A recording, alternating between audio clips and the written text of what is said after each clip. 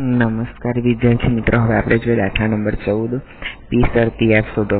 એ બે પાસા ફેંકમાંથી મળતી ભિન્ન સંખ્યાઓ આપેલ હોય તો બે પાસા પરની સંખ્યાનો સરવાળો 4 હોય તેની ઘટના શોધો. નિદર્શક પાસ આપણને કેટલો મળે છે? આ રીતે અલગ અલગ 36 પરિણામ મળવાના છે. તો 36 આપણે લખ્યા છે.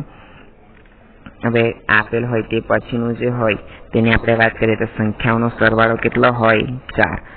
1 3 3 1 અને 2 2. તો નંબર ઓફ એ કેટલા મળે છે? 3. પાસા પર મળતી સંખ્યાઓ ભિન્ન હોય એટલે કે અલગ અલગ હોય. તો જો 1 અને 1 કેવી છે? સરખી છે, એટલે આપણે લેવાના નથી. 2 2 સરખી છે ને નહીં. 3 3 4 4 5 5 6 6 ને લેતા નથી. તો 36 માંથી આપણી પાસે આ 6 પરિણામ નીકળી જાય તો કેટલા પરિણામ બાકી રહેવાના છે? 30 પરિણામ બાકી રહેવાના છે. તો અહીંયા આપણે શું લખી શકીએ કે મળતી ભિન્ન સંખ્યાઓ કેટલી મળે છે? તમને 30 મળે છે. હવે બંનેનો છેદગણ લેવાનો છે. બંનેના છેદગણમાં અહીંયા 2 2 છે, અહીંયા 2 2 નથી એટલે આ નીકળી જશે. તો બંનેના છેદગણમાં કેટલું મળશે તમને? નંબર ઓફ એ છેદ બી 2 મળવાના છે. તો એ શરતી બી બરાબર પી ઓફ એ છેદ બી છેદમાં પી ઓફ ડી. 2 ના છેદમાં 36, 30 ના છેદમાં 36, 36 36 કેન્સલ, 1 ના છેદમાં 15. ઇસી સરળ દાખલો છે. 1 માર્કના MCQ માટે પૂછાઈ શકે એવો દાખલો છે. ચાલો હવે આપણે જોઈએ કે પાસાને ફેંકવાનો છે. તમારે પાસા પર મળતો પૂર્ણાંક 3 નો ગુણિત હોય તો તે પાસાને ફરીથી ફેંકવાનો, અને જો પાસા પર અન્ય કોઈ પૂર્ણાંક મળે તો સિક્કાને ઉછાળવાનો છે. ચાલો પાસો ફેંકીએ તો પાસામાં કેટલા આવે? 1 2 3 4 5 અને 6. 3 નો ગુણિત, આમાં 3 નો ગુણિત કયો છે? 3 અને 6 છે. 3 નો ગુણિત હોય તો પાસાને ફરીથી ફેંકવાનો. તો 3 1 3 2 3 3 3 4 3 5 3 6 મળવાના છે. એ જ રીતે 6 1 6 2 6 3 6 4 6 5 6 6 મળવાના છે. ચાલો હવે શું કીધું છે કે જો પાસા પર 3 અને 6 સિવાય બીજું કંઈ મળે તો સિક્કાને ઉછાળવાનો. તો 1 મળે, 3 અને 6 સિવાય 1 મળ્યો તો સિક્કાને ઉછાળે તો 1H 1T. તે જ રીતે 2H 2T, 4H 4T, 5H 5T. તો આપણે નંબર ઓફ એસ કેટલા મળે છે? 20 મળે છે.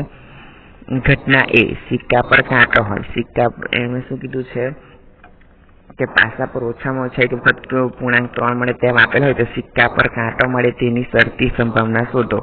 સિક્કા પર કાંટો મળે આ 1 આ 2 આ 3 અને 4. તો આપણને કેટલા મળે છે? 4 પરિણામ મળે છે. પાસા પર ઓછામાં ઓછી એક વખત પૂર્ણાંક 3 મળે, એક વખત એટલે કે 1 2 3 4 5 અને 6. 6 પરિણામ આવવાના છે. હવે બંનેનો છેદગણ લઈએ. બંનેનો છેદગણ કેટલા આવવાનો છે? તમારો 0 આવવાનો છે. એટલે 0 ના છેદમાં 6 બરાબર 6 જવાબ મળે છે. ઇઝી છે. આના જેવો જ એક ઉદાહરણ તમને આપવામાં આવ્યું છે, ઉદાહરણ નંબર 7, જે તમારે જાતે ગણવાનું રહેશે.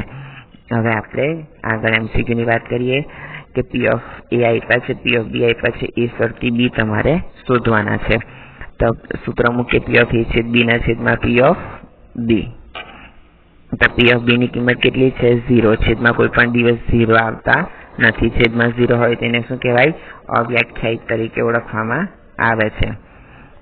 પછી આપણે વાત કરીએ કે ઘટના એ અને બી માટે એ શરતી બી બરાબર બી શરતી એ.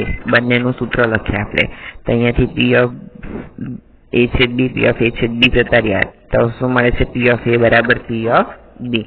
એટલે કે આવું કંઈક પરિણામ મળે છે અને તમારે યાદ રાખવાનું છે. અહીંયા આ સ્વાધ્યાય પૂરું થાય છે. નેક્સ્ટ આપણે આગળ જોઈશું.